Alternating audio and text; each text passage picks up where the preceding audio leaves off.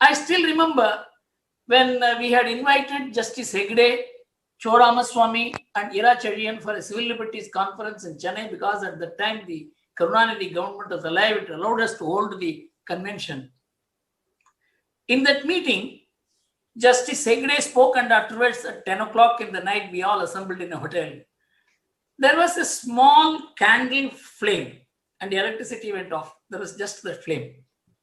We said there is complete darkness. I just then qualified as a chartered accountant, huge family responsibilities. I was underground for 9 months. I had a wife who was pregnant, a joint family. We needed money. And I was given the charge of taking care of 150 families and to give rations for them. They were all crying. Whenever we used to go there, they will cry. And we will cry in return because we didn't have money. We begged, borrowed, stole money to keep them out of hunger. This was the situation.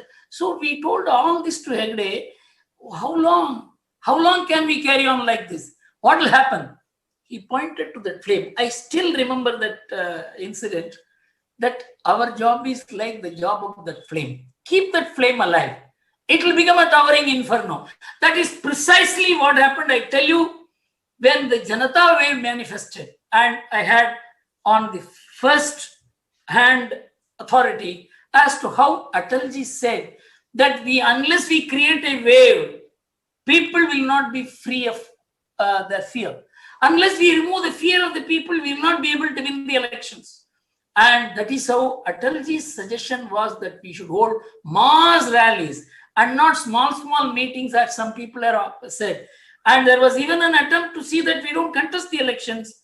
And somebody said, if you don't contest the election, then you are handing over everything to her free. She will say, you don't even contest the elections.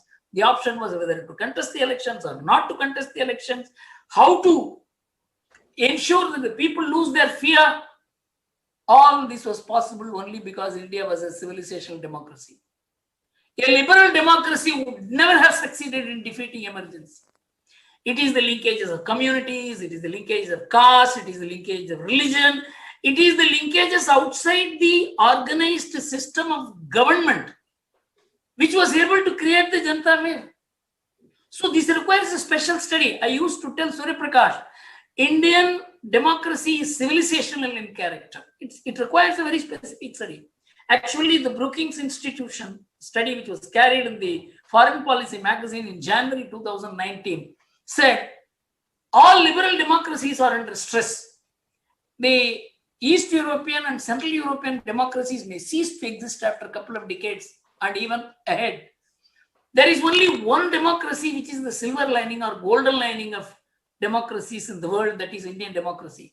It's not an ordinary thing that 75% of the minorities vote, 65% of the backward classes vote, the majority of the uneducated people vote. It is the upper caste, it is the educated, it is the rich people who vote less in India. It is the very reverse in most of the liberal democracies. So the bottom spread of the Indian democracy is strong.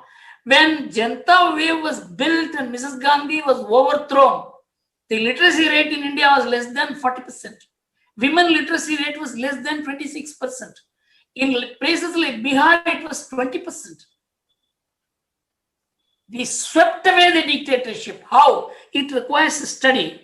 And actually, I will make 4 points to say how there may be constitution, there may be problems in imposing emergency, there may be court, there may be media, there may be Twitter, there may be Facebook, but still, if there is a political party controlled by a family, and that political party can come to power, and if that political party gets into the same crisis as the Congress got into, as Mrs. Gandhi got into in 1975, the threat of emergency is real. An organized political party cannot impose emergency because there will be a structure to say, tell the leader, you can't do it. There will be competing leaders who will stop it. In spite of the fact the Congress doesn't have a leader today, nobody will speak against a non-leader like Rahul Gandhi, which means the Congress is still controlled by a deep family interest. And the family interest is what we know, hundreds of cases. Where they are, we don't know. So my feeling is, so long as the Congress is family-led, there is a possibility of emergency if it can come back to power. Only threat of loss of power could trigger emergency. Only a civilizational democracy could have fought the emergency. We have to study in depth the civilizational content of Indian democracy. All this is needed in the context of recollecting how the emergency was imposed and how we fought the emergency and how we defeated the dictators.